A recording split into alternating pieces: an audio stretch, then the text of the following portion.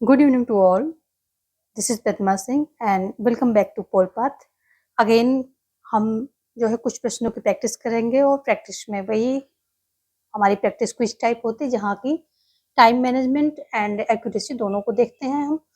तो शुरू करते हैं, पर उससे पहले जो है आप ये समझ लीजिए कि आप आंसर अपना जो मेंशन करेंगे उसके पहले क्वेश्चन नंबर भी वहाँ मेंशन होना चाहिए, तभी मैं आंसर को कंसीडर करूंगी, क्योंकि विदाउट क्वेश्चन मैं आंसर कंसीडर नहीं करती हूँ। तो ये एक कंडीशन है यहाँ पर आंसर देने की।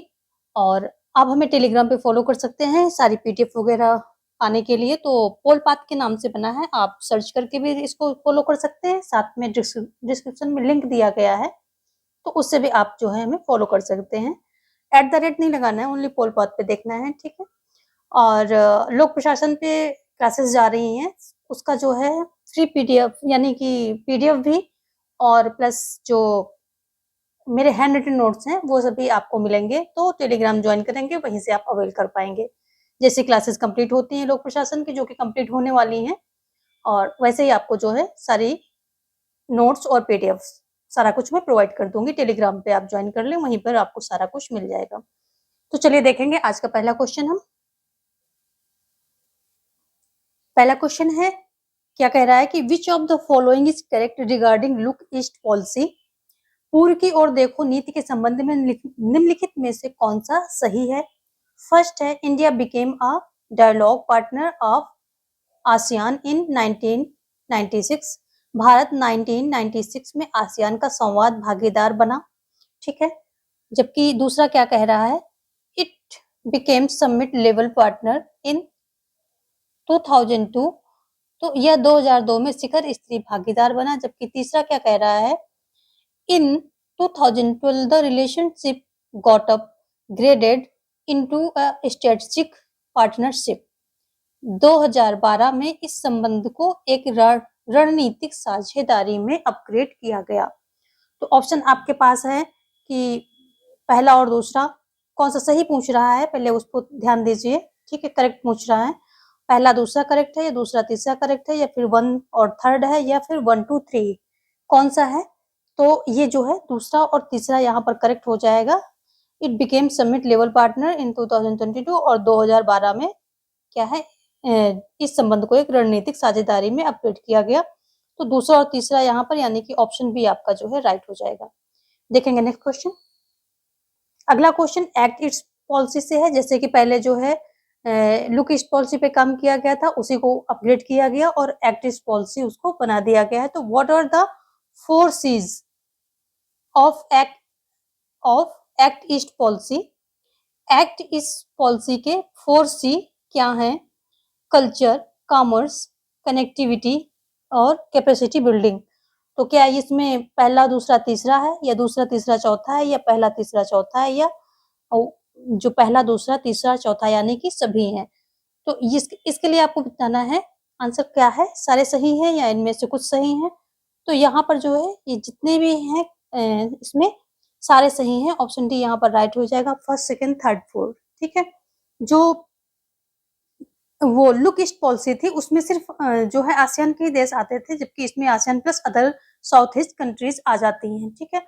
और इसमें कुछ चीजें काफी चीजें जो है जोड़ी गई हैं, जिसमें से 4 C's है क्या, culture, commerce, connectivity, capacity building, ये 4 C's हो गए। देखेंगे नेक्स्ट क्वेश्चन, यहाँ पर डी राइट होगा।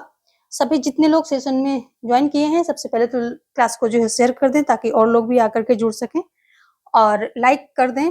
सब्सक्राइब नहीं किया है, पहली बार चैनल पर है तो सब्सक्राइब कर दें, ठीक है, क्योंकि यहाँ से सारी इंपॉर्टेंट वीडियोस निकलती रहती हैं। प्लस टीजीटी पीजीटी का यहाँ फुल कोर्स जो है आप अवेल कर सकते हैं। डिस्क्रिप्शन में सारी लिस्ट लगी हुई है, यानी कि जो आपका टॉपिक वाइज सारे अपलोडेड वीडियोस वहां पर लगे हुए हैं। तो आप वहां से नोट्स बना करके सारे अपने नोट्स बना करके और अपनी तैयारी को प्रिपेयर अच्छे से कर सकते हैं, स्ट्रॉन्ग कर सकते हैं। तीसरा क्वेश्चन क्या कह रहा है, आते हैं क्वेश्चन पे।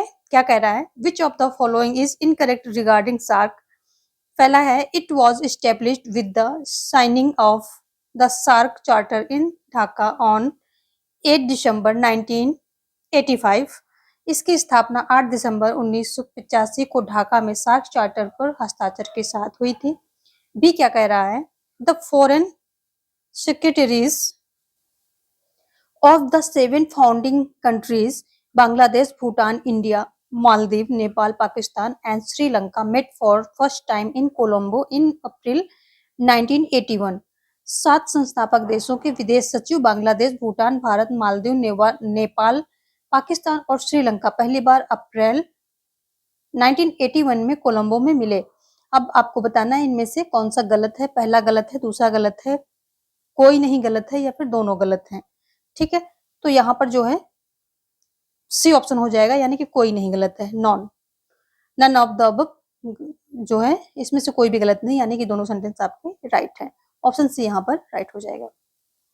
नेक्स्ट देखेंगे, which of the following are a part of determinants of foreign policy. निम्नलिखित में से कौन विदेश नीति के निर्धारकों का हिस्सा है? तो कौन है? First, evolution of right means and right ends, सही साधन और सही साध्य का मूल्यांकन। ठीक है, दूसरा क्या कह रहा है? पीसफुल पॉजिटिव एस्पेक्ट, दूसरा कह रहा है पीसफुल पॉजिटिव एस्पेक्ट, शांतपूर्ण सकारात्मक पहलू। तीसरा कह रहा है टॉलरेंस यानी कि सहनशीलता। तो इसमें कौन सा सही है ये आपको देखना है। तो यहाँ पर तीनों ही सही हैं। ठीक है, जो विदेश नीति को निर्धारक के रूप में अगर हम देखें तो यहाँ सभी सेंटेंसेस सही हो जाते हैं। तो 1 2 3 यानी कि ऑप्शन डी आपका राइट हो जाएगा। देखेंगे नेक्स्ट क्वेश्चन। अगला क्वेश्चन क्या कह रहा है, इसको थोड़ा सा फॉन्ट को बड़ा कर लेते हैं। पांचवें नंबर का क्वेश्चन है, we defined the state is the politically organized people of a definite territory. Bluntschli, Wilson, Machiavelli, Aristotle. राज्य एक निश्चित क्षेत्र के राजनीतिक रूप में संगठित लोग हैं की परिभाषा जो है किसने परिभाषित किया है? राज्य को इस तरह से किसने परिभाषित किया है? ब्लंटसली ने किया है, विल्सन ने किया है, मैकियावली ने किया है या फिर अरिस्टो ने किया है। और ये परिभाषा मैं कई बार दे चुकी हूँ क्योंकि ये इंपॉर्टेंट है। और तो यहाँ पर जो है ब्लंटसली, ऑप्शन ए आपका राइट हो जाएगा। क्वेश्चन नंबर 5 का ऑप्शन ए ब्लंटसली जो है आपका राइट हो जाएगा। ठीक है, चलिए देखेंगे नेक्स्ट क्वेश्चन। अगला क्वेश्चन क्या कह रहा है, the term inner six is related to. जो इनर सिक्स टर्म है ये किससे रिलेटेड है? G24 ऑर्गेनाइजेशन, आसियान, सार्क या यूरोपियन कम्युनिटी मार्केट। EEC शब्द जो है इनर सिक्स किससे संबंधित है? तो ये संबंधित है यूरोपीय समुदाय बाजार से संबंधित है। तो ऑप्शन डी यहाँ पर राइट हो जाएगा। ठीक है, चलिए देखेंगे नेक्स्ट क्वेश्चन। 7वां क्या है, इनको जो है क्रमबद्ध यानी कि ऑर्डर में लगाना है। What is the correct chronological order of developments listed below. नीचे सूचीबद्ध घटनाओं को सही कालानुक्रमिक क्रम क्या है? तो फर्स्ट है Indo Soviet treaty of friendship.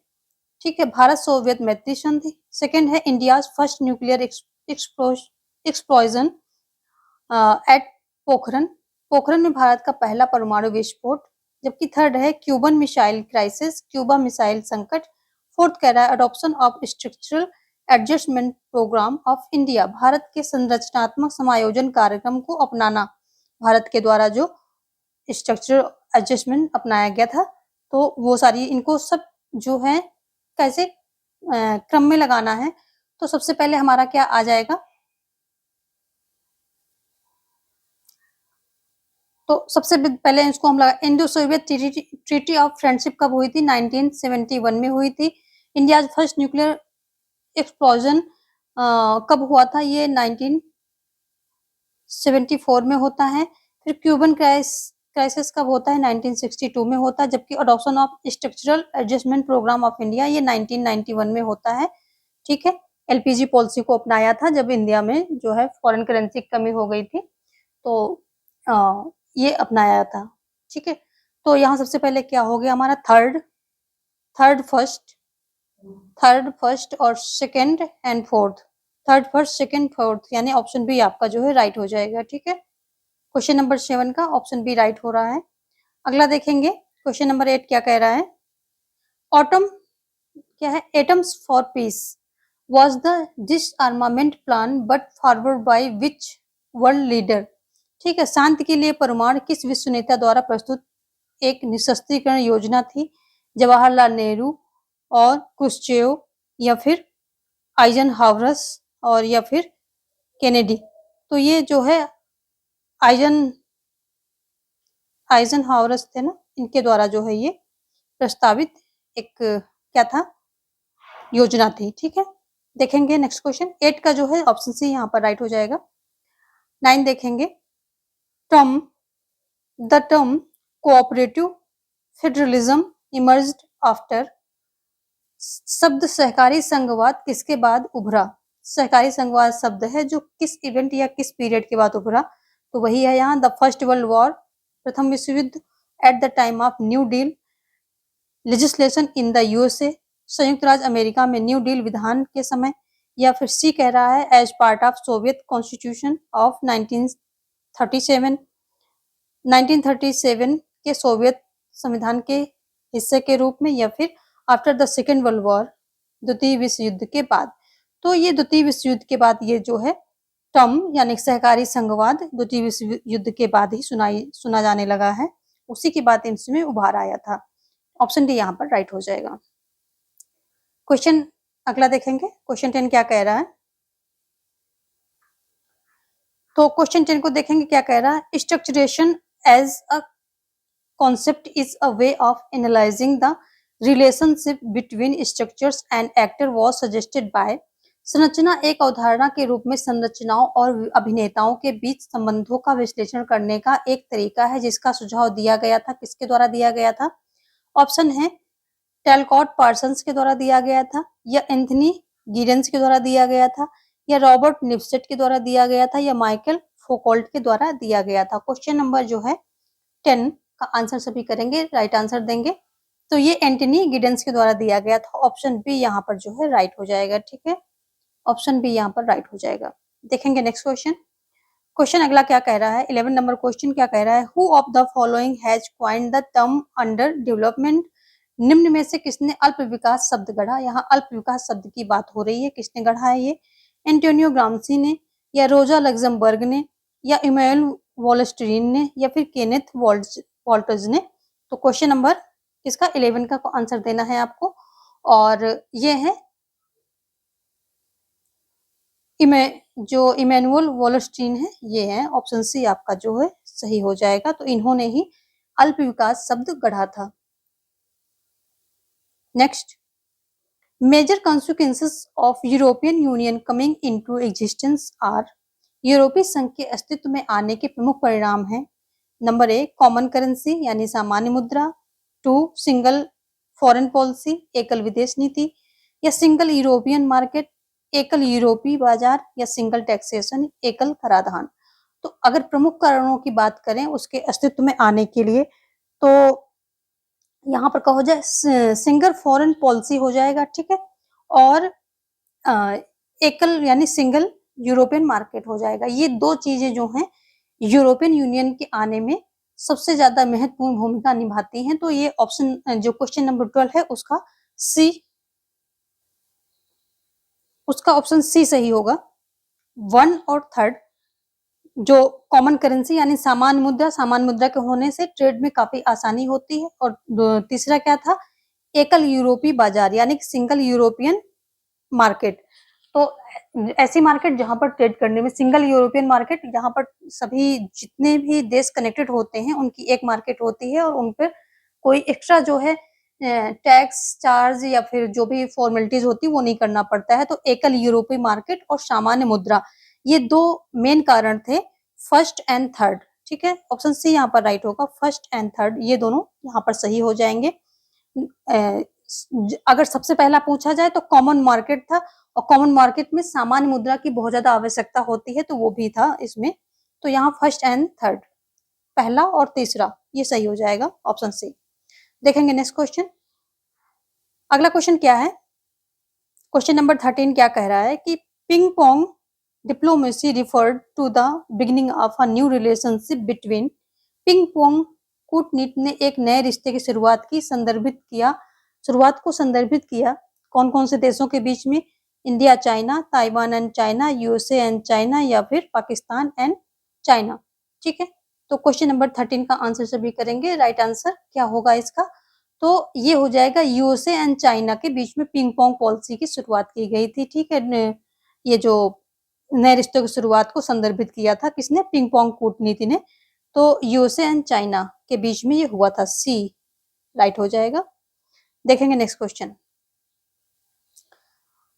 Question number 14 क्या कह रहा है? Which of the following report is released by the world bank? ठीक है, तो विश्व बैंक द्वारा निम्नलिखित में से कौन सी रिपोर्ट जारी की जाती है? Ease of doing business. Question number 1 sentence क्या है जो reports? Ease of doing business, व्यापार करने में आसानी। ठीक है, दूसरा क्या है? ग्लोबल इकोनॉमिक प्रोस्पेक्ट्स, वैश्विक आर्थिक संभावनाएं। तीसरा क्या है? Ease of living index, ease of living index. और चौथा क्या है? वर्ल्ड डेवलपमेंट रिपोर्ट, विश्व विकास रिपोर्ट। तो कौन सी है यहाँ पर? ऑप्शन में है आपका पहला क्या है? केवल पहला दूसरा तीसरा है। बी कह रहा है दूसरा तीसरा चौथा है। सी कह रहा है पहला तीसरा चौथा है। और जबकि डी कह रहा है ऑल ऑफ द अबव, ऊपर के सभी।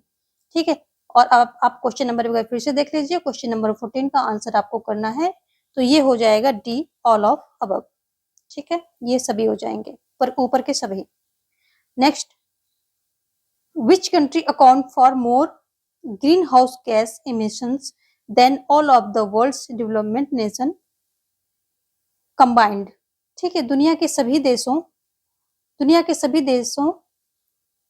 सभी विकसित देशों की तुलना में किस देश में ग्रीन हाउस गैस उत्सर्जन अधिक है? विकसित देशों की तुलना की बात हो रही है। विकसित देशों की तुलना में किस देश में ग्रीन हाउस गैस उत्सर्जन अधिक है?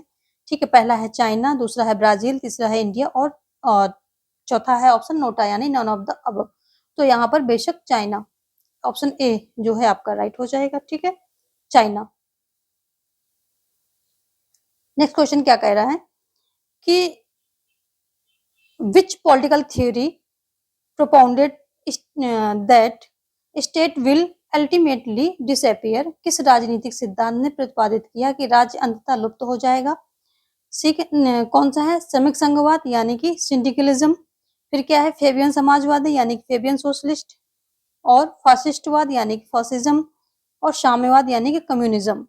तो ये किसने किया? तो ये किया था साम्यवाद ने। साम्यवाद यानी ये मार्क्सवादी विचारधारा है और इसमें ये कहते हैं कि जो साम्यवाद व्यवस्था में क्या हो जाएगा कि राज्य पूरी तरह से विलुप्त हो जाएगा और वहां पर जितने भी ये होंगे उत्पादन के साधन होंगे उन पर सबका साझा नियंत्रण होगा और आवश्यकता के अनुसार वो जो है मतलब वेतन या फिर जो भी सुविधाएं हैं वो पाएंगे। जरूरतों की चीजें आवश्यकता अनुसार उनको दी जाएंगी और वो क्षमता के अनुसार वो सभी कार्य करेंगे। तो ये सब साम्यवाद की थ्योरी है यानी कि उनकी बातें हैं। ठीक है, क्वेश्चन नंबर 17 देखेंगे क्या कह रहा है कि in his book the untouchable Ambedkar give the following theory for the origin of the untouchable. अपनी पुस्तक द अनटचेबल में अंबेडकर ने अछूत की उत्पत्ति के लिए निम्नलिखित सिद्धांत दिए। कौन कौन से थे? Radical theory, occupational theory, Buddhist origin of untouchable या एथनिक थ्योरी, कट्टरपंथी सिद्धांत, व्यवसायिक सिद्धांत, अछूतों की बौद्ध उत्पत्ति और जातीय सिद्धांत। तो अनटचेबल की बात हो रही है कि अपनी पुस्तक द अनटचेबल में अंबेडकर ने अछूत की उत्पत्ति के लिए निम्नलिखित सिद्धांत दिए। तो कौन सा सिद्धांत दिया था? इसमें अछूतों की बौद्ध उत्पत्ति यानी कि ऑप्शन सी यहाँ पर हो जाएगा राइट। इसी को इन्होंने दिया था इस अनटचेबल के अंतर्गत। ठीक है, क्वेश्चन नंबर 17 का आंसर जो है आपका ये राइट हो गया। यहाँ पर सी देखेंगे। नेक्स्ट अगला क्या कह रहा है? 18 जो है क्वेश्चन नंबर 18 क्या कह रहा है? Which theory suggest the minor adjustment within the capitalist system to save the individual's liberty. कौन सा सिद्धांत व्यक्ति की स्वतंत्रता को बचाने के लिए पूंजीवादी व्यवस्था के भीतर मामूली समायोजन का सुझाव देता है?